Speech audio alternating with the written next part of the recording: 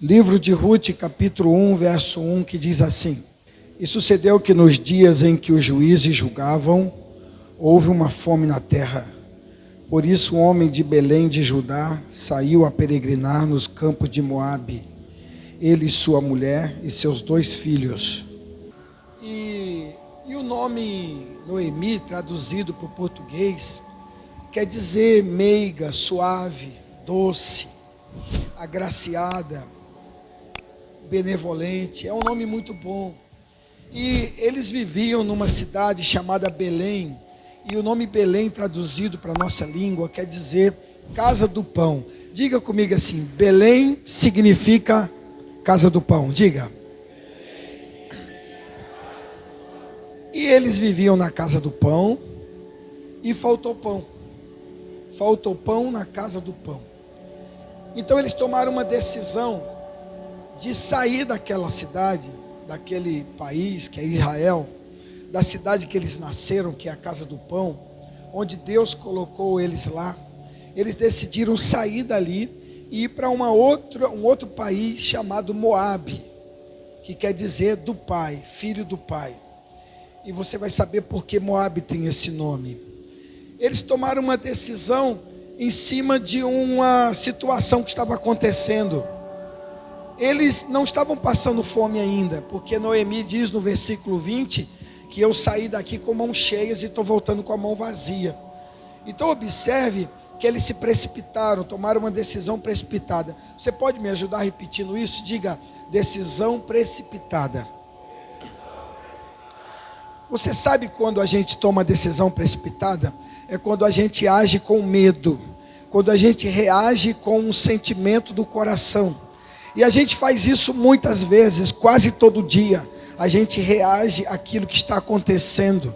A gente vai saindo tomando decisões na nossa vida, porque está acontecendo alguma coisa em torno de nós, aí nós estamos agindo.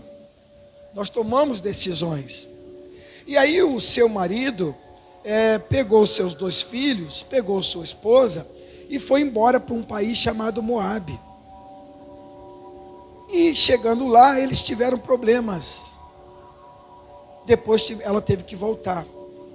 A gente sai tomando decisão na nossa vida, porque a gente está chateado, porque a gente ouviu dizer que ia acabar o pão, porque a gente escutou alguém nos ameaçar, porque a gente está com medo, a gente está fraco, então a gente reage. E essas ações que a gente toma muitas vezes nos prejudicam, porque Deus não está no meio delas. Não foi Deus quem mandou Elimeleque pegar a sua família e falar assim: olha, vai para a terra de Moabe, eu estou te mandando porque vai vir uma fome aqui. Não foi Deus quem mandou, foi uma reação. A gente toma decisões assim na vida, e muitas vezes a gente quebra a cara, a gente se arrepende, e a gente fica amargo. O nosso coração fica triste, e aí a gente quer mudar de nome. Não me chame de Noemi, não me chame de doce, não me chame de suave, não me chame de formosa, não me chame de alegre, não, me chame de amarga. Eu quero que você me chame de Mara. Eu vou mudar até meu nome, porque só aconteceram desgraça na minha vida. Tem muita gente quebrando a cara e não para de quebrar a cara, porque não para de tomar decisões em cima de sentimentos, em cima de emoções, em cima de reações. As pessoas agem conforme a situação. Então, vai vir a fome? É verdade que está tendo fome aqui? Então nós vamos embora. E nós não vamos perguntar se foi Deus que mandou, não vamos perguntar qual será uma consequência ou não. Nós vamos sair daqui, decidimos sair. Observe que Deus, Ele fala assim para o seu povo, aqui no capítulo de Isaías 43, 2. Observe lá. Isaías 43, 2. Está escrito aqui, ó. Isaías 43, 2. O Senhor falando para a sua nação, para essas pessoas que estavam naquela região. Ele fala assim: o que Deus está falando para o seu povo? Quando vier o problema na tua vida, quando as lutas começarem a te cercar, para de fugir, enfrenta, porque eu estou com você. Por que você quer fugir? Por que você quer ir embora? Por que você quer ir para Moabe? Por que você quer abandonar o que você está fazendo? Se eu não te mandei, é para enfrentar, porque eu vou passar essa luta contigo. Essa palavra de Deus para o seu povo. Quando passar pelas águas, elas não te afogarão. Se você passar pelo fogo, eles não te queimarão. Porque eu vou estar com você. Esses problemas que a vida apresenta para nós, é para o nosso fortalecimento. Deus quer que a gente amadureça. Deus quer que a gente enfrente. E quando você corre do problema, você continua fraco. Você vai descobrir que você fugiu e o problema continua, porque o problema não está em volta de você, mas está dentro de você. Deus quer que o problema seja eliminado de dentro de você. Não são as pessoas. Não é o salário. Não são os vizinhos. Não é o confrontamento que você está enfrentando agora. Os porquês da vida. Quando a gente foge, a gente é fraco. Quando a gente enfrenta, a gente é forte. Quando passar pelas águas, está aí, está escrito ainda aí, Aline. Então vamos de novo, vai. 1, 2, 3, vai, Zé Carlos. Vamos. Olha aí. Vamos lá.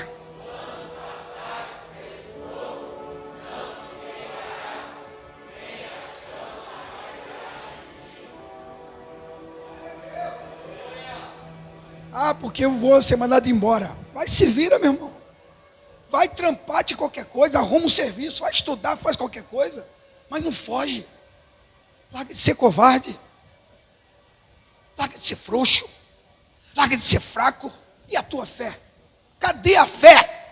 Que fé falsa, fingida, tribulosa é essa que está dentro do teu coração? Que só pensa em fugir, que só pensa em correr, que só pensa em se esconder.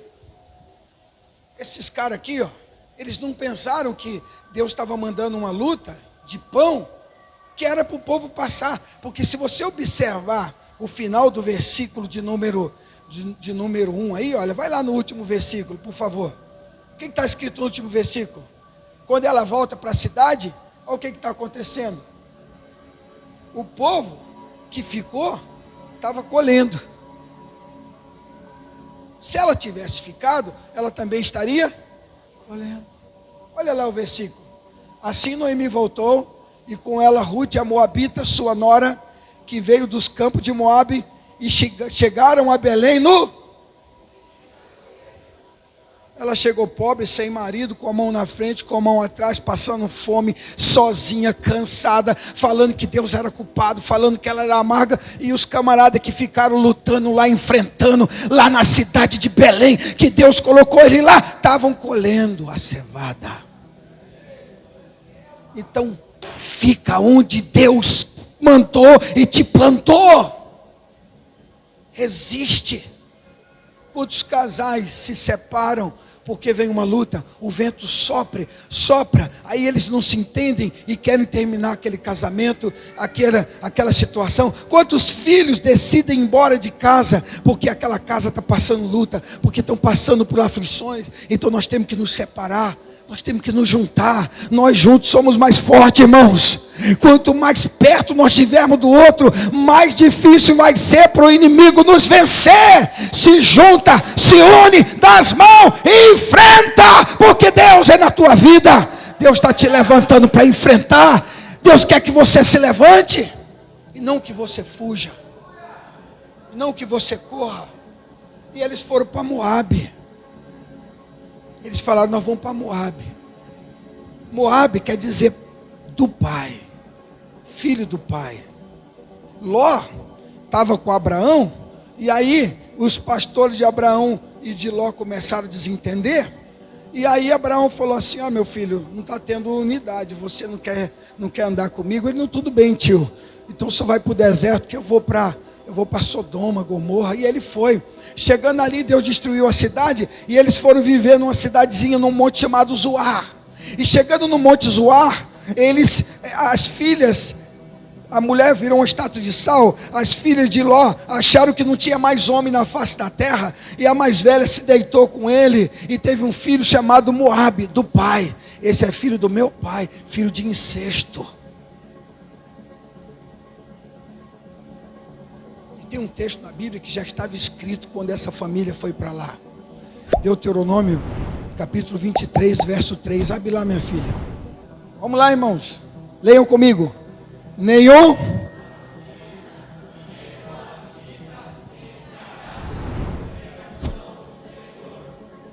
Vai.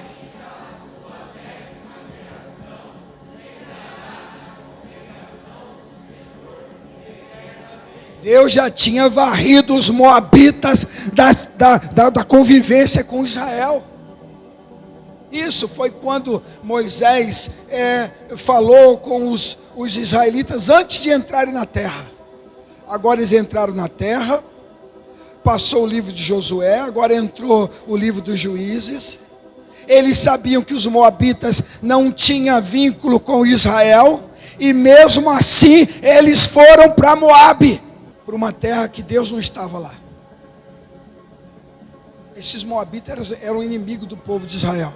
Eles foram para a terra do inimigo. Lá Deus não habitava. Lá ninguém cultuava Deus. Lá ninguém cultuava o Senhor. Eles não gostavam do Deus de Israel. Eles tinham os deuses pagãos lá. Eles tinham a forma de adorar. Eles eram pessoas ímpias. Eram pessoas malignas. E Deus disse que eles não tinham parte na congregação de Deus. Mas mesmo assim, eles foram.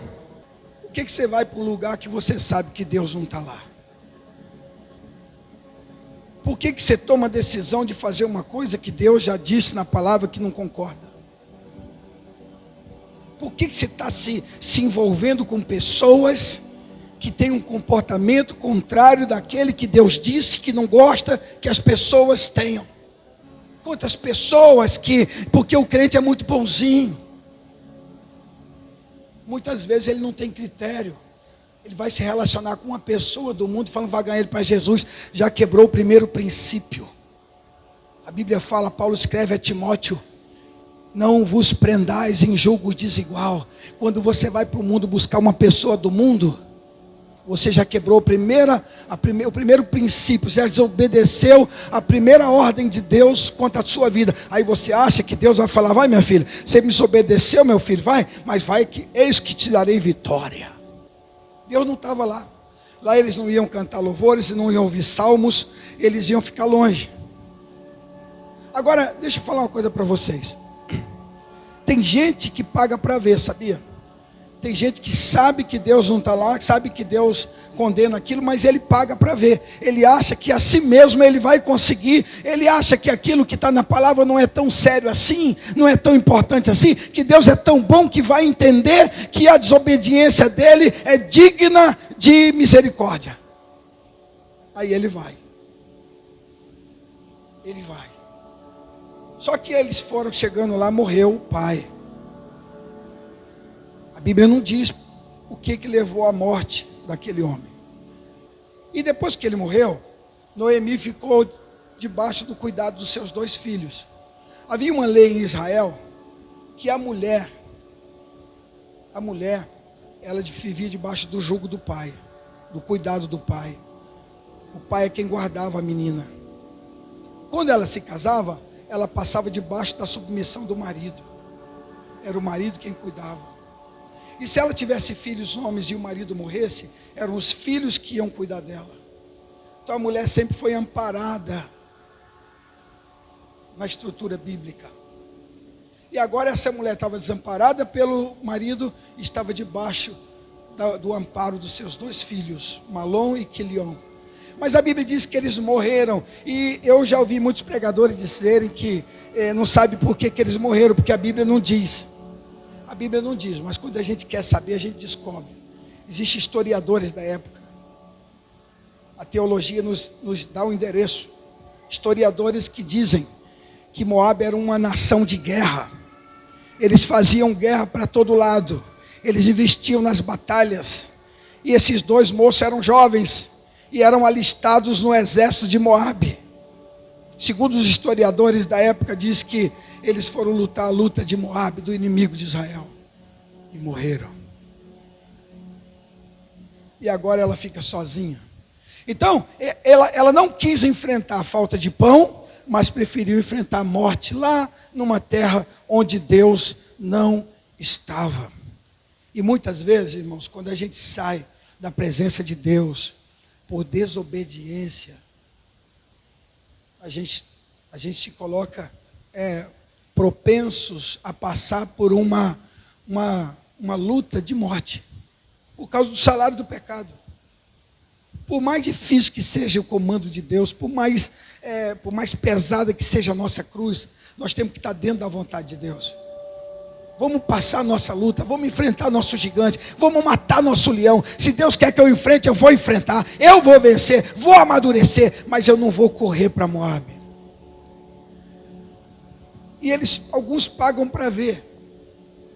Algumas pessoas acham que Deus não vai pesar a mão sobre elas quando elas tomam decisões assim. Elas colocam Deus em 10º lugar.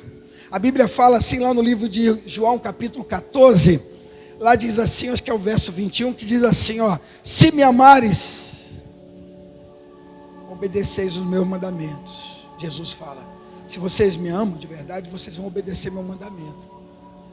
Quando você vê um cara, uma mulher, um homem que se diz cristão, fazendo um monte de desobediência, ele não ama Deus. Deus está no último lugar na vida dele, vai se arrebentar. Aí você começa a ver a vida dele entrar por água abaixo, o dinheiro que ele ganha afundando, a vida toda atrapalhada, todo enrolado, tudo, as coisas não dão certo. E aí Deus vai afunilando, até ele descobrir que ele está errado. E Deus faz isso por amor. Então muita gente paga o preço. E essa mulher aqui no versículo 20, ela abre o versículo 20. Essa mulher então resolve voltar. E ela no meio do caminho, suas 2 noras vêm atrás dela. E ela fala para as noras, volte para a casa de vocês são moabita. Vocês lá em Israel não vão ser bem-vindas. Então é melhor que vocês vão embora. A Orfa foi embora. Mas a Ruth disse, não, eu vou ficar com o senhor. Ruth 20, eu vou ficar com você. Versículo 20, capítulo 1, versículo 20, né? Aí ela volta com a Ruth, elas choram, se despede da Orfa, depois ela chega. Quando ela está chegando na cidade, ela fala coisas aqui perigosas que a gente fala muitas vezes. Porém, vamos para o verso 19. Assim, pois, foram ambas até que chegaram a Belém, e sucedeu que, entrando elas em Belém, toda a cidade se comoveu por causa delas e diziam, não é esta Noemi? Começou uma fofocaiada. Olha lá. Porque notícia ruim todo mundo quer falar. É ou não é? Se fosse uma coisa boa, se Noemi tivesse prosperado lá em Moabe, ninguém falaria. Mas como ela estava voltando com a mão na frente e a mão atrás, as pessoas já começaram a falar, olha lá, essa não é Noemi? Nossa, cadê o marido dela? Cadê o filho dela? Nossa, está feia, está velha, está pobre. E aí começaram a falar dela, aquela converseira toda. Então a Noemi disse, porém ela lhes dizia, não me chameis o quê? Noemi, chama-me de Mara, amarga, porque grande amargura, diga comigo, porque grande me tem dado. Foi Deus que deu para ela isso? Irmão, estou perguntando, foi Deus que preparou essa desgraça na vida dessa mulher? Foi Deus que mandou ela sair dali? Foi uma decisão de quem? Dela. Mas ela está culpando quem?